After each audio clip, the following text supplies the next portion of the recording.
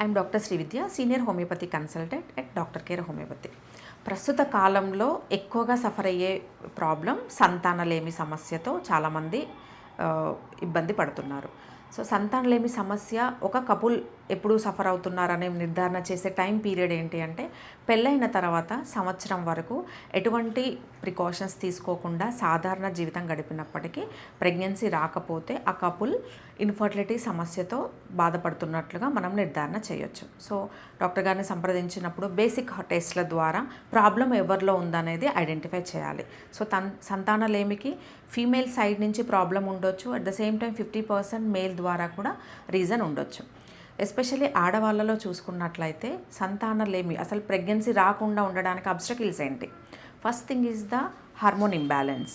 PCOD లాంటి ovulation problems ఉన్నప్పుడు, thyroid లాంటి హార్మోన్ డిస్టర్బెన్స్ ఉన్నప్పుడు, ఓవ్యులేషన్ డిజార్డర్స్ ఉన్నప్పుడు ప్రెగ్నెన్సీ అనేది రావడం కష్టంగా ఉంటుంది.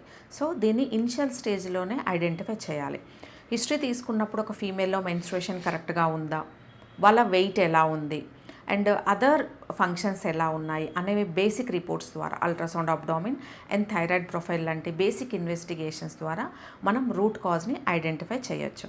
అండ్ సెకండ్ థింగ్, మగవాళ్ళలో చూసుకున్నట్లయితే స్పర్మ్ కౌంట్తో పాటుగా దాంట్లో quality of the sperms and motility, normal forms of the sperms, ఈ 4 ఫ్యాక్టర్స్ నార్మల్గా ఉన్నప్పుడు మగవాళ్ళలో ప్రాబ్లం లేదు అనేది నిర్ధారణ చేసుకోవచ్చు.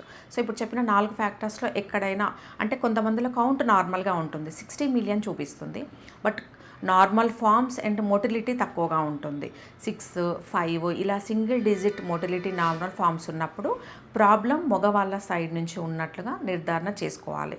సో అప్పుడు వాళ్ళకు quality of the sperm increase చేయడానికి తగినంత జాగ్రత్తలు అండ్ మెడికేషన్ తీసుకున్నట్లయితే మగవాళ్ళలో ఇన్ఫర్టిలిటీ అనేది క్లియర్ అవుతుంది.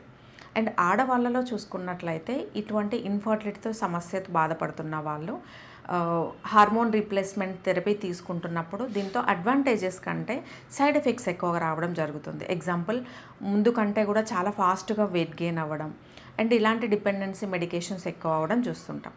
హోమియోపతి అనేది కంప్లీట్గా ట్రీట్మెంట్ అనేది అందరిలో ఒకలా ఉండదు. ఇన్ఫర్టిలిటీకి కారణం వేరుగా ఉన్నట్లే ట్రీట్మెంట్ అప్రోచ్ కూడా డిఫరెంట్గా ఉంటుంది. ఎగ్జాంపుల్, 2 ఉమెన్స్ అప్రోచ్ అయినప్పుడు కొంతమందిలో హైపోథైరాయిడ్ లాంటి హార్మోన్ డిస్టర్బెన్స్ ఉండడం వల్ల ఉండొచ్చు, అండ్ కొంతమందిలో పీసీఓడి లాంటి ఓవ్యులేషన్ డిస్టర్బెన్సెస్తో కూడా ప్రెగ్నెన్సీ రావడం అనేది కష్టంగా ఉంటుంది. సో ట్రీట్మెంట్ ఎప్పుడూ కూడా ఇండివిజువల్గా ఉంటుంది. కారణం బట్టి ఐడెంటిఫై చేసి వాళ్ళకు తగినట్టుగా ట్రీట్మెంట్ ఇచ్చడం జరుగుతుంది. సో దాని ద్వారా హోమియోపతి ద్వారా ఇన్ఫర్టిలిటీ ప్రాబ్లంకి సక్సెస్ రేట్ ఎక్కువగా ఉంటుంది. Almost 70 to 80% of the cases, ప్రతి 10 మందిలో 7 నుంచి 8 మంది మహిళలు హోమియోపతి ట్రీట్మెంట్ ద్వారా కన్సీవ్ అయ్యే అవకాశం ఉంటుంది. ఇంత సక్సెస్ రేట్ ఎక్కువగా ఉండడానికి రీజన్ ఏంటి అంటే, కాన్స్టిట్యూషనల్ విధానం ద్వారా ఒక పర్సన్లో ఉన్న హార్మోన్ ఇంబ్యాలెన్సెస్ కానీ, ఏ ప్రాబ్లం వల్ల కన్సీవింగ్ అబ్స్ట్రక్షన్ జరుగుతుందో అనేది క్లియర్గా ఐడెంటిఫై చేసి ట్రీట్మెంట్ ఇవ్వడం జరుగుతుంది. కాబట్టి కాన్స్టిట్యూషనల్ విధానం ద్వారా మిగతా ట్రీట్మెంట్స్తో పోలిస్తే హోమియోపతి ద్వారా సక్సెస్ రేట్ ఎక్కువగా ఉందని చెప్పవచ్చు. సో ఎవరైతే పెళ్ళైన తర్వాత సంవత్సరం లేదా సంవత్సరంన్నర తర్వాత పిల్లల కోసం ప్రయత్నించిన ప్రెగ్నెన్సీ అందకపోతే కింద స్క్రోల్ అవుతున్న నెంబర్కి కాల్ చేసి డాక్టర్ కేర్ హోమియోపతిని సంప్రదించండి.